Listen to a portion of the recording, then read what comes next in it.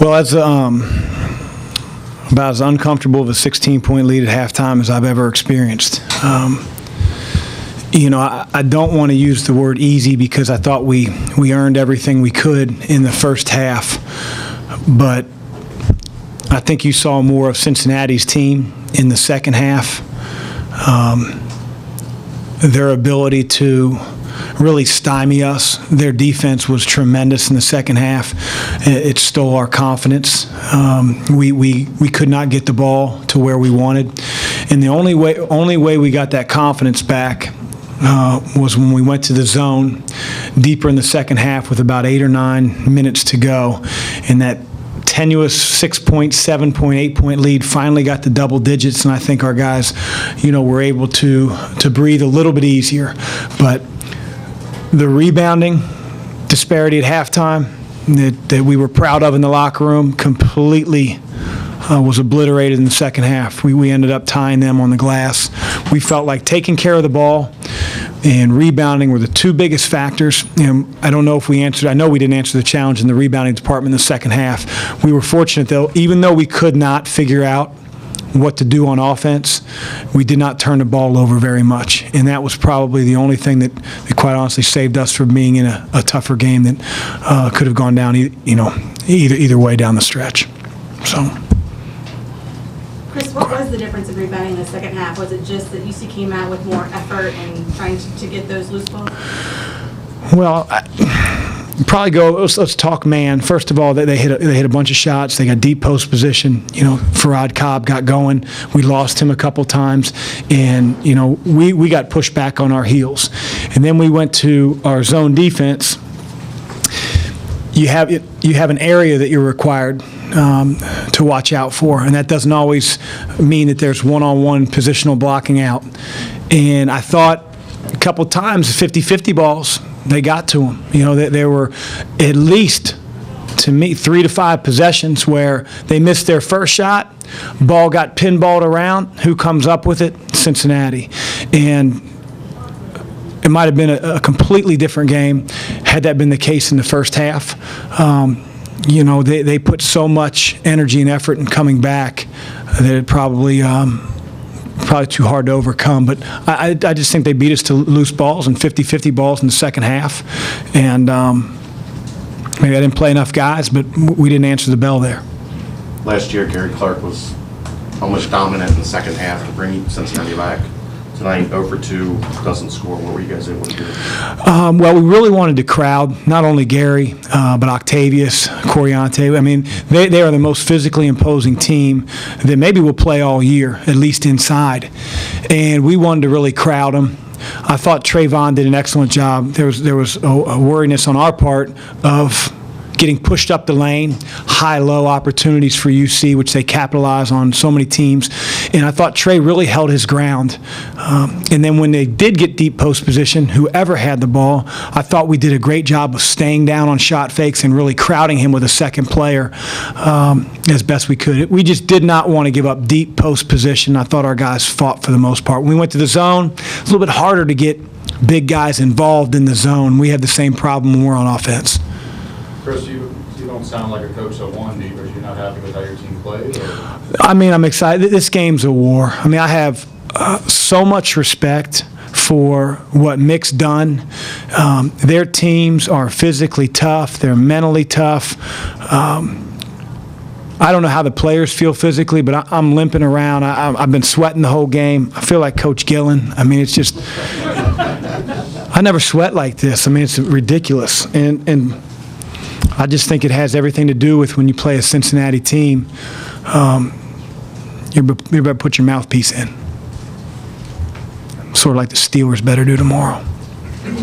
Did you feel like Trayvon got some of the shots he normally would get and just didn't knock him down, or was their defense really throwing him? They did a great job on Trey. Early on they confused us because we prepared so much for the matchup zone, and the majority of the time they were in man-to-man. And then just when you think, okay, now let's run a couple man sets, they'd switch back to matchup zone. And our ability to move the ball in games before this was a lot easier. So we could move it from one side of the floor to the other. It resulted in drives, getting in the lane, getting fouled, getting to the free throw line. You can't move the ball as easily against Cincinnati because they're out in the passing lanes, they're athletic. A turnover can lead to 2 points the other way, and so the ball stuck, not because our guys were selfish or didn't want to make the extra pass. Those passes were being contested. And again, they had high alert where he was, just like I think our guys did in the zone the last 10 minutes where Cobb was. So, Chris, Nick said that you outplayed his team on the outside in the first half and the inside in the second half. And you win the game by 10 when Trayvon scores 3. Can you speak to the versatility you've got, especially in the offensive end, and how that creates issues for the other team? well, it's hard to feel good about your versatility. I mean, we scored 23 points in the second half. So, that's my short-term memory. I do think that we have a team that, number one, plays together. It doesn't really matter if a guy's, hasn't got a shot up. They're going to make the extra pass, which, is really tough to coach. It's just sort of a thing I really feel was born with Matt Stainbrook and D. Davis making the right plays, and it's really trickled down. Guys like Farr and Miles Davis and Remy, they make the right play. But we do have good versatility. We have the ability to put two bigs in at Jalen and James. Our zone allows them to play together, which maybe we can't play them as much together man-to-man. Sean O'Mara gave us great minutes. And then I think on the perimeter, sometimes we can play 4 guards.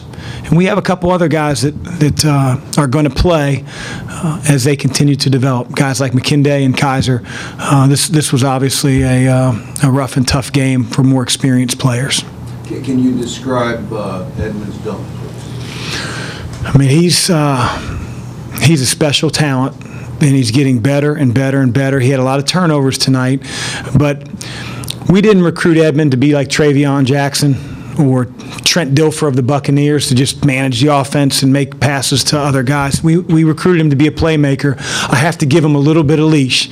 I want him to make decisions that are aggressive ones, and he's going to have to learn, and we'll go through film work, through experience. I think he'll continue to get better and better. But you said that when he missed a few layups in the first half and got fouled, that you told him just take it to the hole, just jam it if you have a chance. I think he's making that up. I mean, he's giving me way too much credit. Maybe I might have said it to Jalen, but if Ed wants to give me credit, yeah, I told him that. Chris, how much better you can say here as a team when Jalen is as active and productive as he was in that final 6-7 minutes? Yeah, there's no secret that at the end of last year, we were playing as well as we had all year, and it was because of Jalen's production in the last 15 games. I'm hoping it doesn't take him as long to be as comfortable, stay out of foul trouble. We're trying to mix in the zone to keep him more out of foul trouble, but he just has to be on balance. He has to be ready to finish. And when he can provide an interior presence offensively and rebound at a high level like he did in the second half, we could be really difficult because I think we can go perimeter and post. And then the way James is playing makes us every bit as dangerous as I think anybody in the country. Did you call James back from the table thinking maybe that and one would get James going, Jalen going down the stretch? Yeah, you know what? When we had James going in, Jalen made a mistake defensively, and I wanted to talk to him about it and then put him back in. Jalen scores, gets an and one, and I look at James, and James says to me, let's leave him in. And, I don't know how many kids would want to do that, it says a lot about James buying into his role and only caring about our team doing really well. And obviously Jalen played tremendous down the stretch.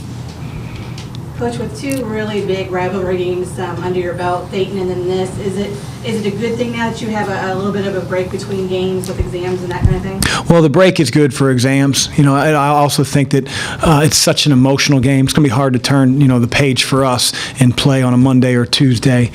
So, our guys will get off for a couple days. They'll really concentrate on what they're here for. And then we'll, turn the page and start talking about a team that beat us the year ago.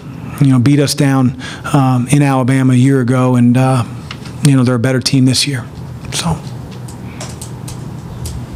thank you.